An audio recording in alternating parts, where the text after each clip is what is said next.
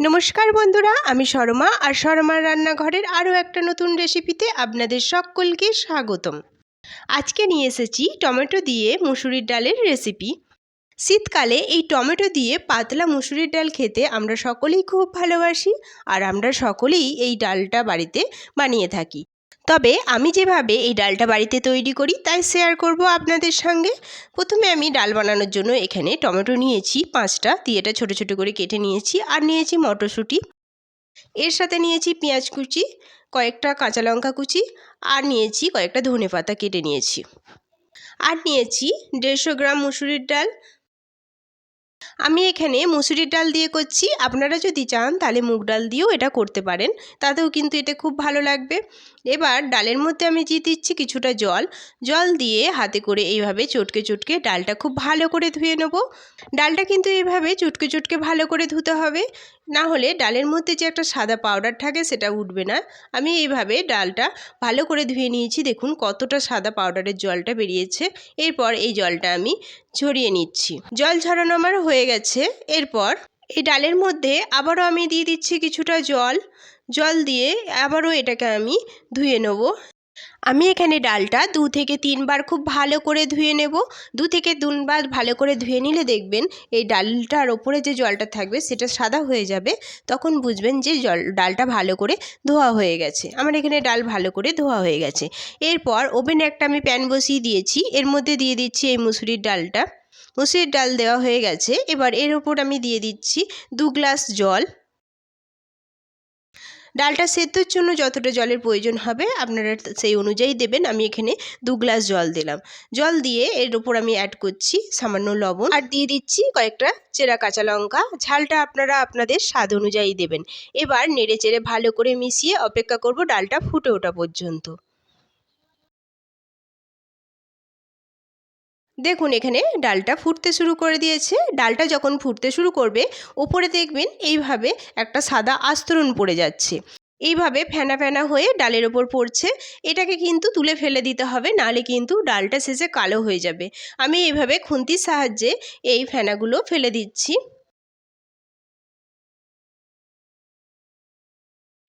এইভাবে সব ফেনাটাই ফেলে দিতে হবে। যখনই ডালটা ফুটতে ফুটতে চারপাশে এরম ফেনা পড়বে তখনই সেটাকে তুলে ফেলে দিতে হবে।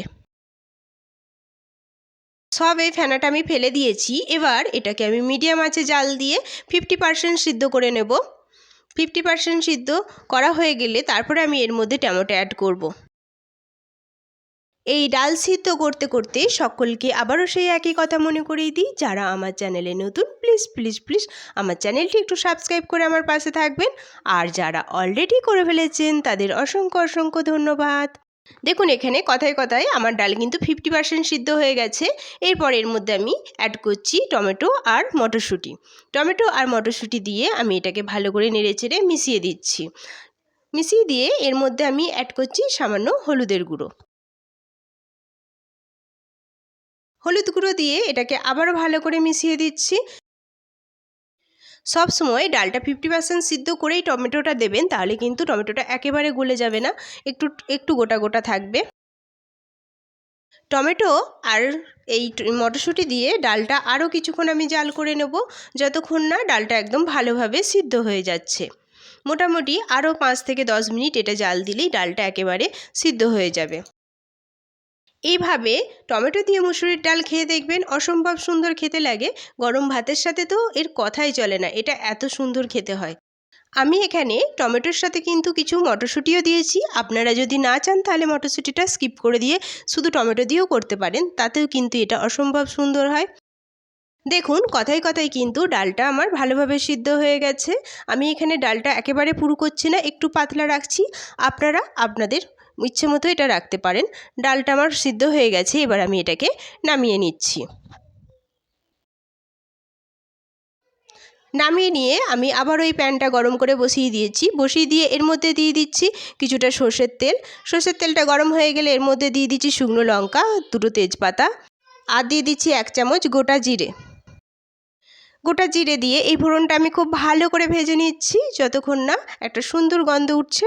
দেখুন এখানে আমার ফোড়ন ভাজাটা একেবারে হয়ে গেছে। এরপর আমি এর মধ্যে অ্যাড করছি যে পেঁয়াজটা আমি কেটে রেখেছিলাম, সেই পেঁয়াজ দিয়ে এই পেঁয়াজটা আমি লাল লাল করে ভেজে নেব। এই মুসুরির ডালের মধ্যে অবশ্যই পেঁয়াজটা দেবেন, পেঁয়াজটা দিলে কিন্তু এই ডালের টেস্টটা আরও বেড়ে যায়। অনেকে ডালে রসুন কুচিও দিয়ে থাকেন, তবে আমি রসুনটা পছন্দ করি না ডালেতে, শুধু পেঁয়াজ দিয়েই তাই ডালটা করছি। এতেও কিন্তু ডালটা খেতে খুব সুন্দর লাগবে। পেঁয়াজ ভাজা হয়ে গেছে, এবার আমি সিদ্ধ করে রাখা ডালটা দিয়ে দিলাম। সব ডালটা আমার দেওয়া হয়ে গেছে, এবার একটু নেড়ে চেড়ে মিশিয়ে দিচ্ছি। মিশিয়ে দিয়ে এটাকে আমি আর 2 মিনিট ভালো করে জাল করে নেব।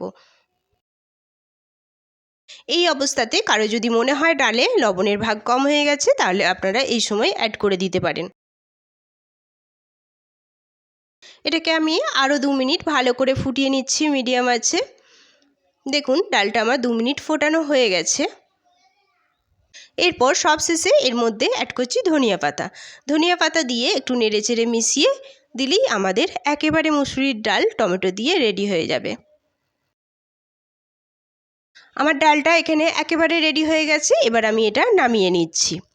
নামিয়ে নিয়ে একটা পাত্রের মধ্যে আমি এই ডালটা সুন্দর করে পরিবেশন করে নিচ্ছি। দেখুন ডালটা কিন্তু খুব পাতলাও হয়নি, আবার খুব মোটাও হয়নি, আর এই ডালটা কিন্তু দেখতেও খুব সুন্দর হয়েছে, আর এটা খেতেও হয়েছে কিন্তু অসম্ভব সুন্দর। যারা একেবারে হালকা পাতলা ঝোল খেতে চান বা হালকা পাতলা কম মশলার তরকারি খেতে চান, তারা এই ডালটা খেয়ে দেখতে পারেন। এটা কিন্তু খুব সুন্দর লাগে, রুটি বা গরম ভাতের সাথে এই ডালটা কিন্তু অসম্ভব সুন্দর খেতে লাগে। পুরো ডালটাই আমি একটা পাত্রে পরিবেশন করে নিয়েছি। শেষে ওপর দিয়ে আর একটু ধনিয়া পাতা আমি ছড়িয়ে দিচ্ছি।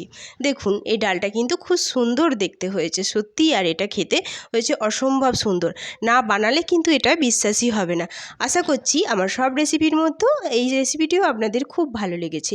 আমার এই রেসিপিটি আপনাদের কেমন লেগেছে তা অবশ্যই কমেন্টে জানাতে যেন ভুলবেন না। আজ এই পর্যন্তই, দেখা হবে আবারও একটা নতুন রেসিপি নিয়ে। ততক্ষণ সবাই সুস্থ থাকবেন, ভালো থাকবেন। সকলকে অনেক অনেক অনেক ধন্যবাদ।